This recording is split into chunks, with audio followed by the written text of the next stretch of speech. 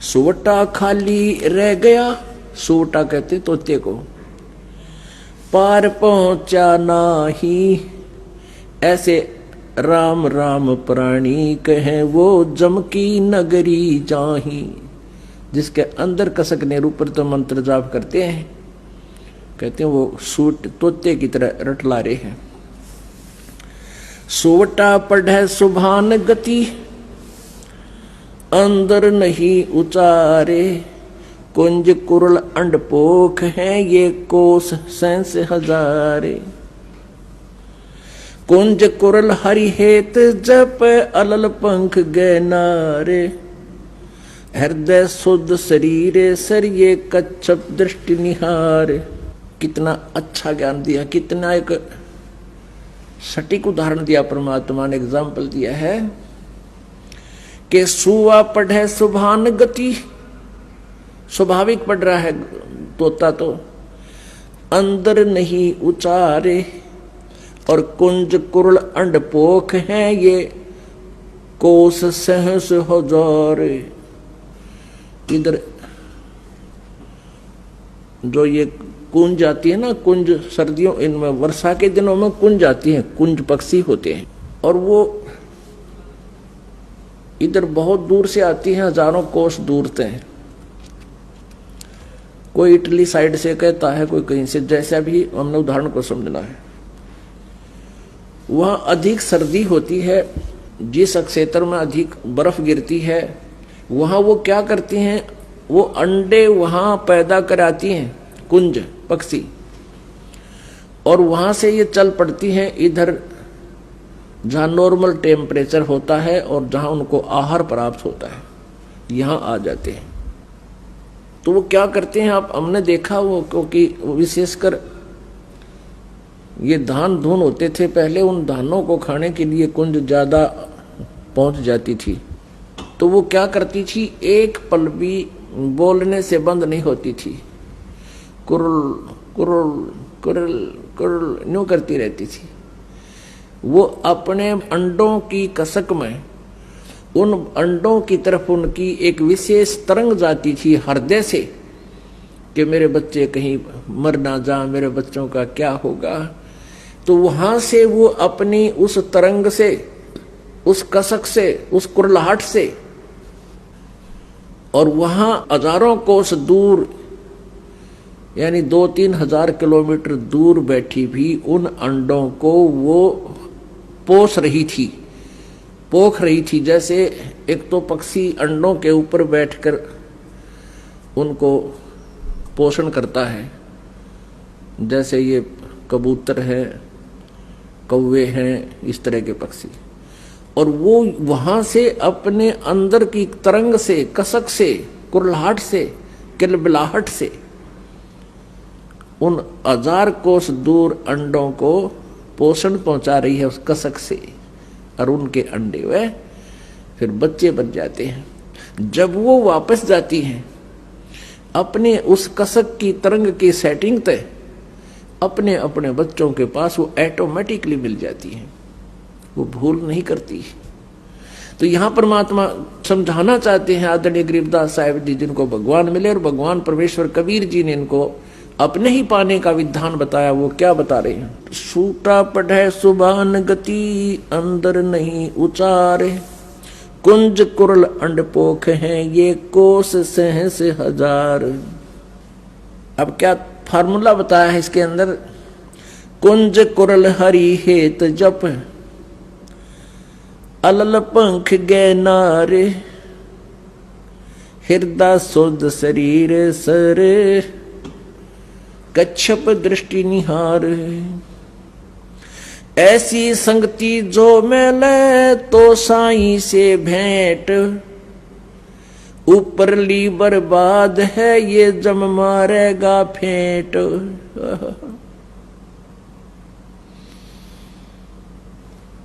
ऐसे यदि आप परमात्मा को याद करते हो तो आपकी सफल होगी, आपका साईं परमात्मा से भेंट माने साक्षात्कार होगा। कुंज कुरल हरि हेत जप अलल पंख गैनारे। हृदय शुद्ध शरीर सरन्यो कच्छप दृष्ट निहारे। जैसे आप जी ने यजुर्वेद अध्याय नंबर 40 के श्लोक नंबर 15 में, मंत्र नंबर 15 में सुना, उसमें क्या लिखा है? वायु अनिलम अमृतम अथिदम भस्मांतम शरीरम ओम कर्तो समर किलबे समर और कर्तुम समर। यदि तुमने ब्रह्म तक का लाभ लेना है, उसकी भी साधना करने का ये तरीका है। ओम नाम का जाप कर, काम करते करते कर। और किलबे माने किलबिलाहट के साथ, विशेष कसक के साथ, जैसे कुंज पक्षी अपने बच्चों की एक पल भी याद नहीं भूलता और हृदय से याद करता है, कुरुल कुरुल, यानी विशेष किलबिलाहट से, विशेष कसक के साथ। किलबे माने ऐसे ढंग से जाप कर जैसे कुंज पक्षी अपने बच्चों को, अंडों को याद करता है कुरलाहट से, अंदर की कसक से, उसको किलबे बोलते हैं।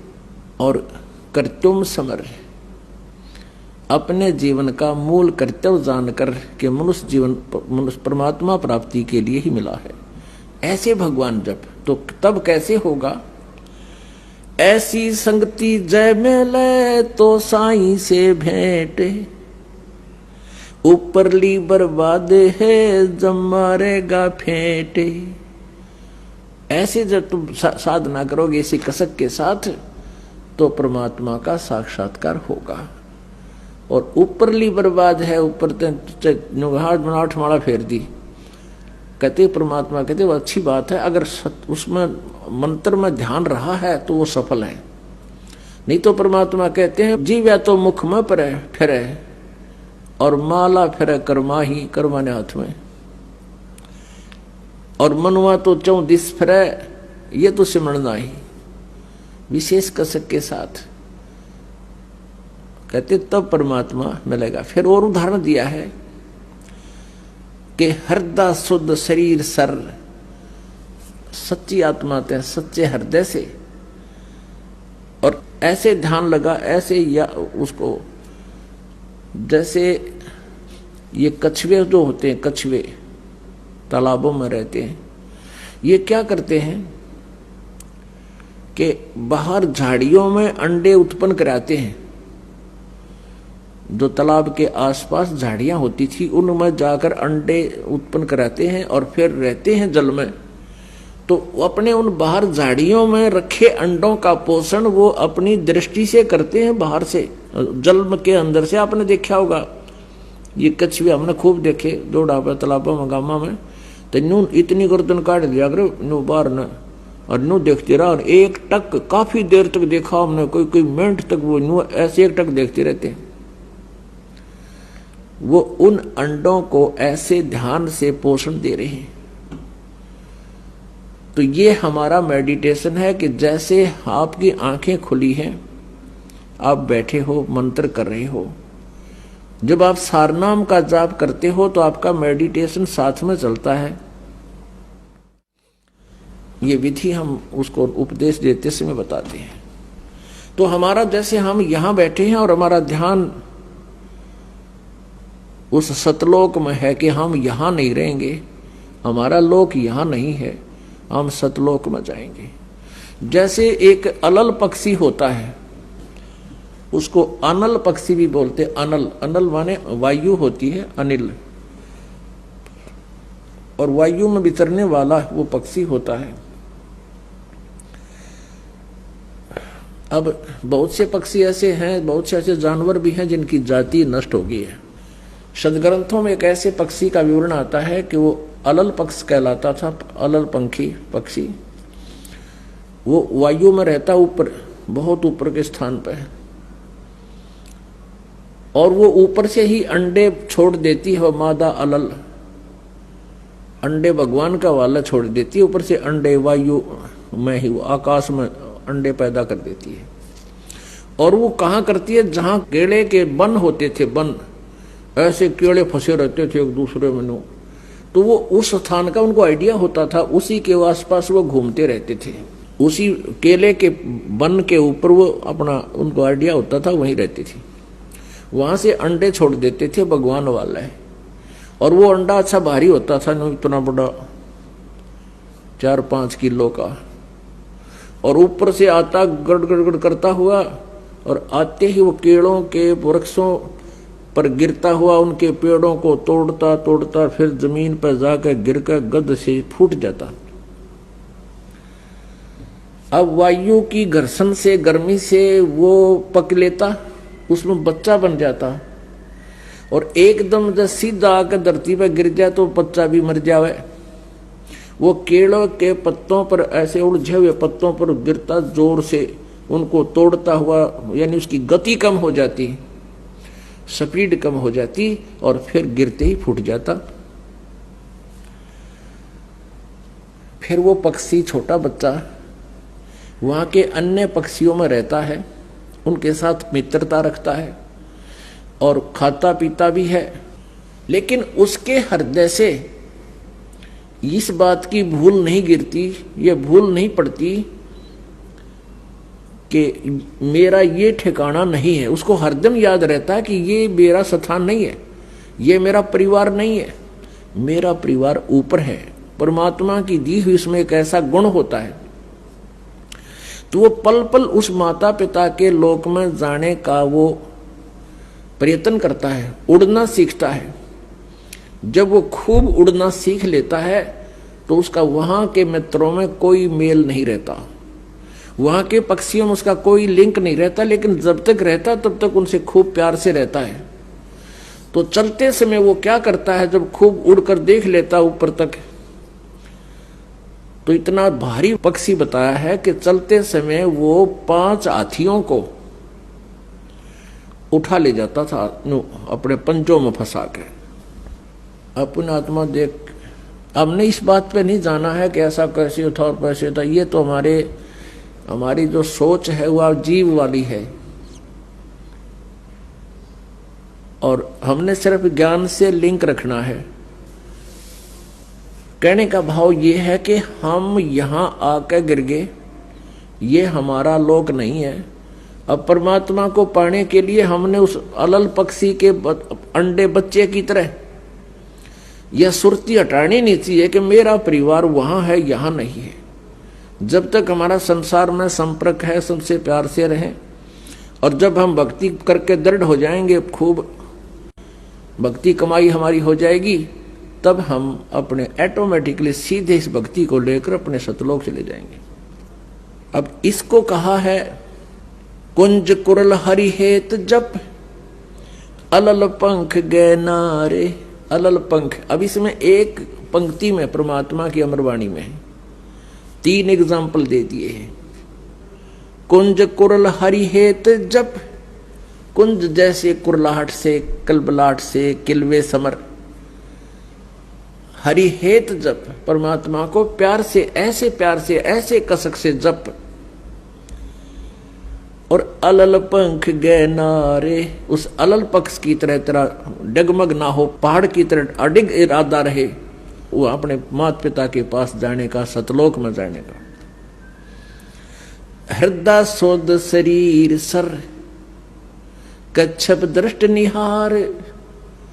इस हृदय रूपी, शरीर रूपी सरोवर में शुद्ध हृदय से, और कच्छप दृष्ट निहार, जैसे कछुआ देखता रहता है, एक टक भी उसे दृष्टि नहीं हटाता, ऐसे ही आप जी का जो सूक्ष्म मेडिटेशन ध्यान है, हमारा सूक्ष्म ध्यान कैसा है? जो पति भरता पति से राती, आन पुरुष नहीं भावे, बस पी हर में सुरत प्रीतम में, ऐसे ध्यान लगावे। जैसे लड़की का विवाह हो जाता है, अपने मायके आ जाती है, लेकिन उसका अपने पति के प्रति वहां रहते हुए मौन रहती है, जिक्र भी नहीं करती।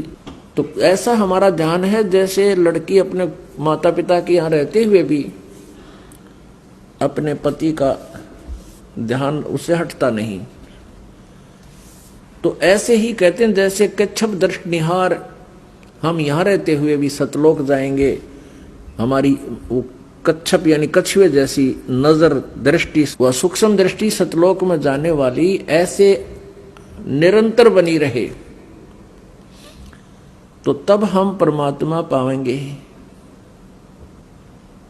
ऐसी संगति जो मिले तो साईं से भेंट, यदि ऐसा कोई संत मिले, ऐसी संगत वाला संत मिले, ये मार्गदर्शन करने वाला मिले, तो भगवान प्राप्ति होगी, परमात्मा का साक्षात्कार होगा। और ऊपरली बर्बाद है जब मारेगा फेंट, यानी जैसे ऐसी कसक नहीं है और साधना भी कर रहे हो तो काल तुम्हारे ऊपर कभी भी अटैक कर सकता है। जैसे सूरज के आगे बदरा ऐसे कर्म छयारे, प्रेम की पवन कर चुत मंजन जुल्क तेज नयारे। अपने आत्मा ज्ञान से और इस भक्ति के साधना से, सत साधना से आपके हृदय में एक विनम्रता आवेगी, एक विशेष प्रेम जागेगा भगवान का। और वो उस प्रेम की दशा बहुत अजीबोगरीब होती है। परमात्मा कहते हैं प्रेम छुपाया ना छुपे, जागट प्रगट हो, मुक्त चाहे बोले नहीं पर नैन देते हैं रो। जब आप परमात्मा की हम कोई कथा सुना है, कभी ऐसी कोई चर्चा चलती है, तो आंखों में ऑटोमेटिकली आंसू आ जाती है।